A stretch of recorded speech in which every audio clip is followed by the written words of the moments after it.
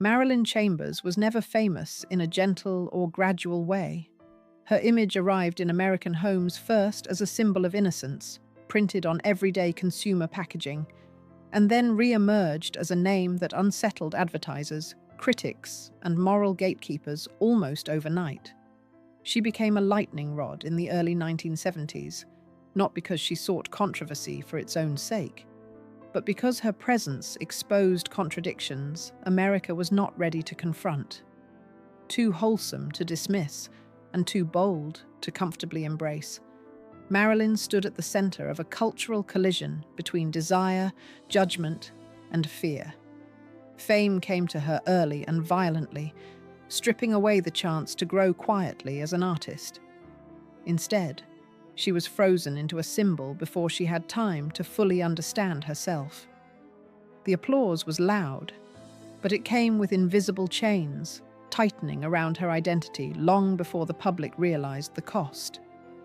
A young girl with ordinary dreams. Before she became a national obsession, Marilyn Chambers was simply a young girl with artistic hunger and a restless imagination. Born on April 22, 1952, in Providence, Rhode Island, and raised in Westport, Connecticut, she grew up in a stable, middle-class household where practicality mattered more than dreams of performance. Her parents valued respectable careers, and the entertainment world was viewed as risky and unforgiving. Yet Marilyn felt pulled toward the stage from an early age. In school, she joined cheerleading and drama clubs, finding freedom in performance that everyday life did not provide. Modeling began in her teenage years, not as rebellion, but as proximity to possibility. She chased auditions with determination, learning early that opportunity rarely knocks politely. These years were not glamorous, but they shaped her resilience. Marilyn was not chasing shock or fame.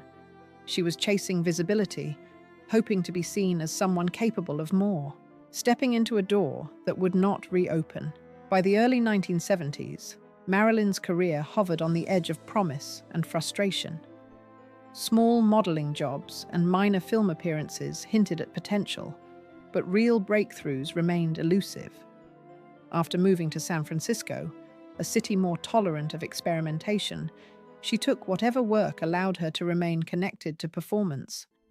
It was there, through what appeared to be a legitimate casting opportunity, that Marilyn encountered the decision that would define her public life forever.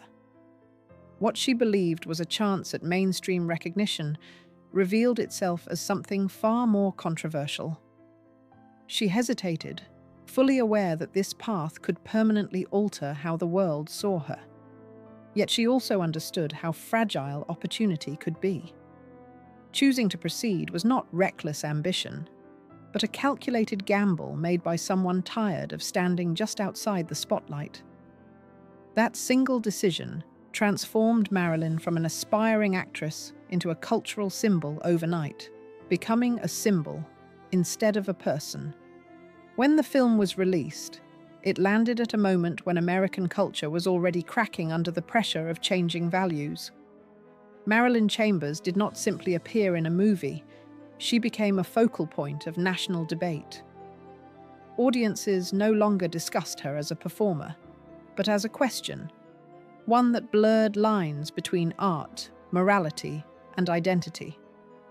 The media seized on the contrast between her innocent public image and her new notoriety, turning it into a morality tale that spread faster than facts. Advertisers panicked, headlines exaggerated, and Marilyn found herself reduced to a metaphor. The irony was cruel. While the public argued about what she represented, Marilyn herself was barely heard. Fame magnified her face while erasing her voice. She had stepped into the spotlight hoping to be recognized as an artist, only to discover that symbols are easier for society to consume than human beings, fighting to be taken seriously. Rather than surrender to the label forced upon her, Marilyn spent much of her life trying to expand beyond it. She pursued stage work, music, writing, and later independent films, determined to prove her abilities were not limited to a single moment in history. In live theatre, she found validation that felt honest, earned breath by breath in front of audiences who responded to her presence, not her reputation. Music allowed her to reclaim control over expression, while writing became a way to tell her story in her own words rather than through rumor. Yet every attempt at reinvention faced resistance.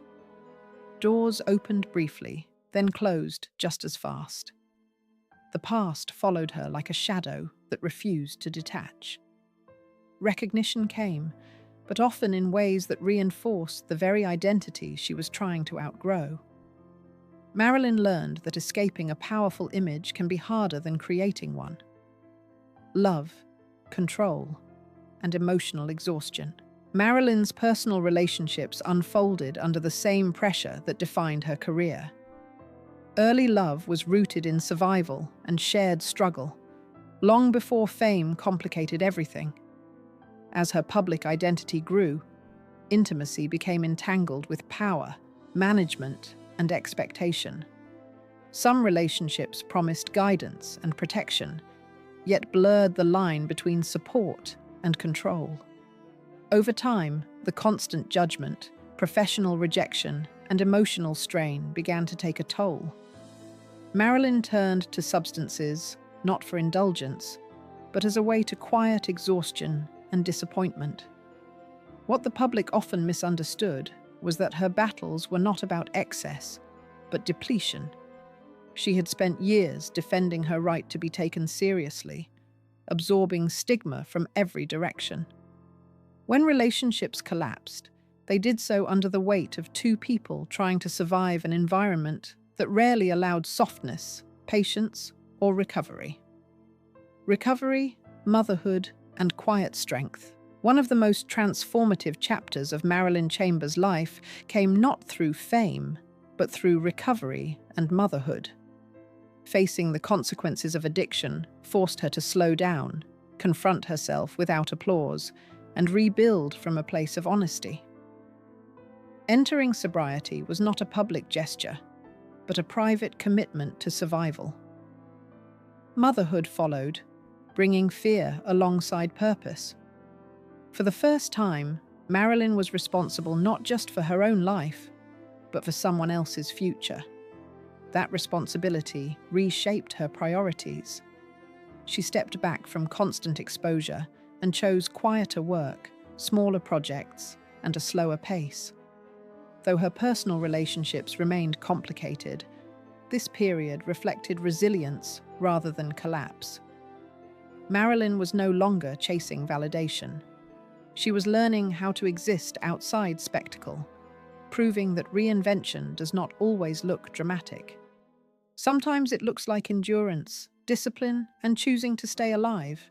Later years, and reclaiming her voice. As time passed, Marilyn Chambers shifted from being a current phenomenon to a living memory of an era. The industry that once sensationalized her now honored her with lifetime recognition, gestures that carried both respect and finality. Yet Marilyn refused to disappear into nostalgia alone. She continued writing, appearing at conventions, engaging with independent projects, and even stepping briefly into political expression. These choices were not stunts, but statements of agency. She wanted to remind the world that she was more than a chapter frozen in the 1970s. In interviews during her later years, her tone softened, revealing not defiance, but reflection. She spoke candidly about the emotional cost of fame and warned others about paths that look liberating but can leave lasting emptiness. Her honesty stripped glamour from the myth and replaced it with something rarer, truth spoken without bitterness. A legacy more human than myth. Marilyn Chambers passed away on April 12, 2009, just days before her 57th birthday, leaving behind a story far more complex than the headlines that once defined her. Her death was quiet, absent the spectacle that had followed her for decades. What remains is not merely the image that once shocked America, but the life of a woman who spent years fighting to be seen fully. Marilyn's legacy challenges easy narratives. She was neither simply a symbol of liberation nor a cautionary tale. She was a person shaped by ambition, misjudgment, resilience, and pain. Her story forces society to confront how quickly it turns people into symbols and how slowly it listens when they ask to be seen as human. In the end, Marilyn Chambers did not just expose cultural hypocrisy, she survived it. And that survival is her truest mark.